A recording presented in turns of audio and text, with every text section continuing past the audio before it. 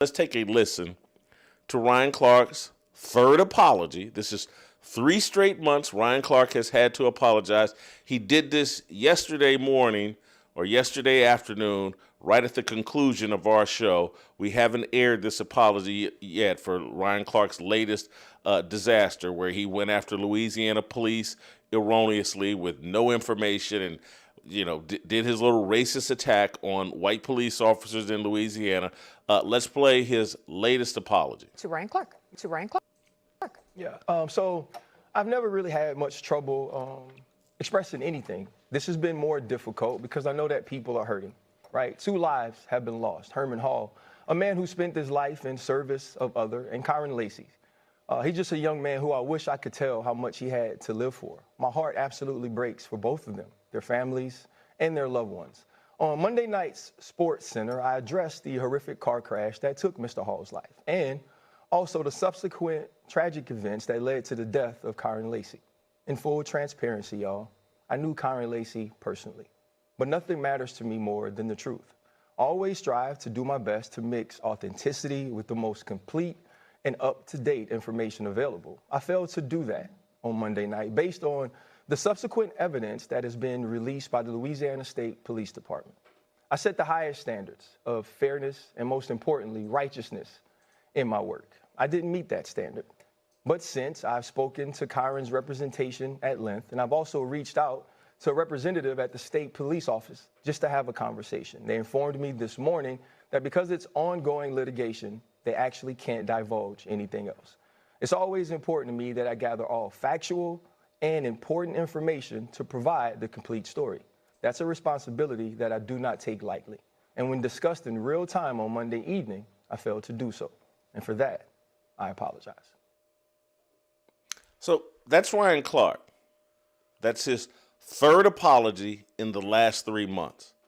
Public, on-air apologies in the last 3 months. Let's not forget, he race-shamed RG3 over his white wife. He had to apologize for that. Let's not forget, he went after Peter Schrager, white guy that covers the NFL, stellar reputation, can't find anybody that dislikes or doesn't respect Peter Schrager.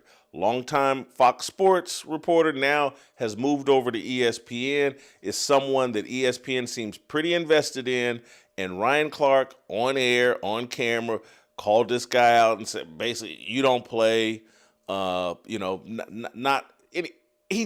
shamed the guy for not playing and said that, we don't have to take him as seriously. Had to apologize for that.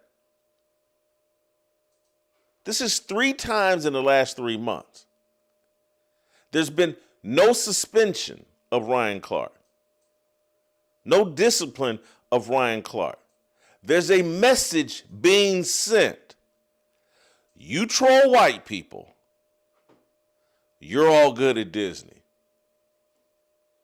And the real message is, if you attack America's Christian values, you're all good at Disney. That's the Disney Bob Iger is leading. That's yes, many people are sitting there like, man, this is personal with Whitlock.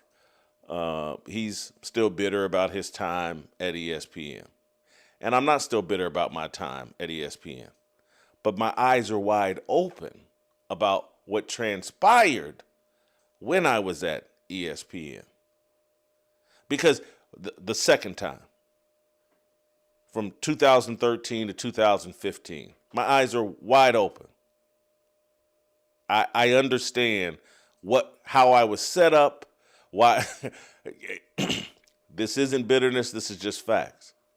When I went back to ESPN the second time to launch, formulate, build the Undefeated, and all the backlash and red tape and all the obstacles that were thrown in front of me.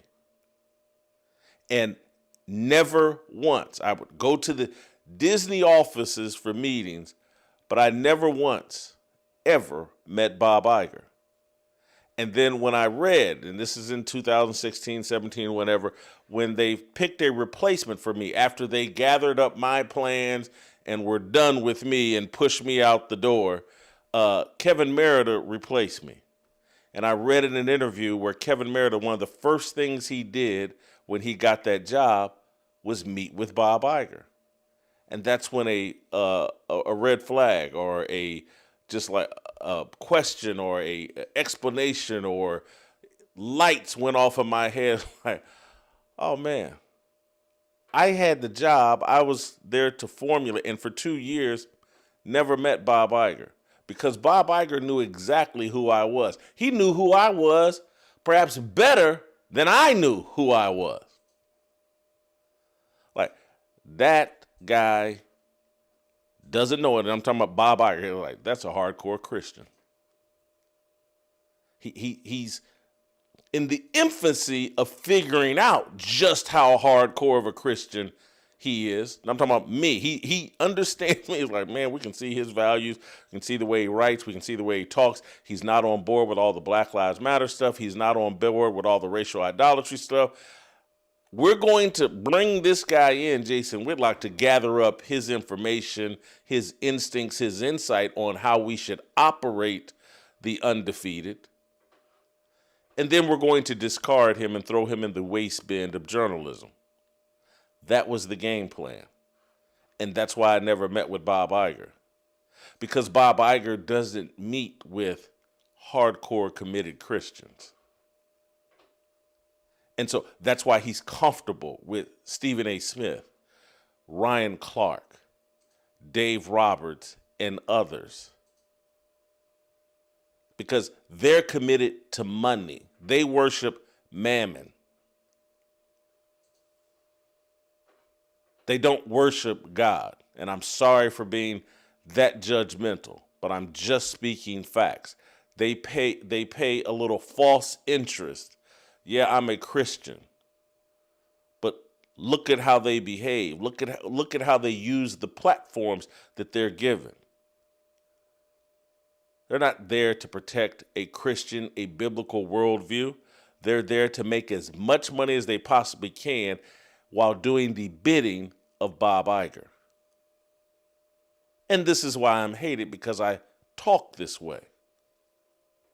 Because I point out that you can't be committed to a religion that hates Jesus Christ, denies Jesus Christ as your personal savior, and then be the best friend, the leader of some sort of Christian movement. Those two worldviews are at odds. And so Ryan Clark, nothing will happen to him. Nothing has happened to him. Bob Iger put him on TV today, one day after his third apology. Think of your own work situation. Whether you work at McDonald's or whether you work at a Fortune 500 company. If within your office you have to make 3 apologies in 3 months, do you keep your job? Do you pop back up on air as if nothing happened after your third apology in 3 months? I've been in this business since 1990, and I'm a risk taker. I walk a tightrope. I take all kinds of chances. I've had to issue 2 public apologies.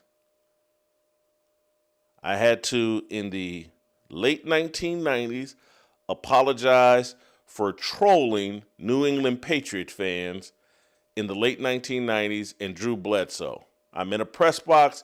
Fans are turned around taunting me. I taunt them back, and I put up on a little handwritten piece of paper, I put up Drew Bledsoe gay, ? And the world melted, and I got suspended, and I was at the top of the industry when this happened.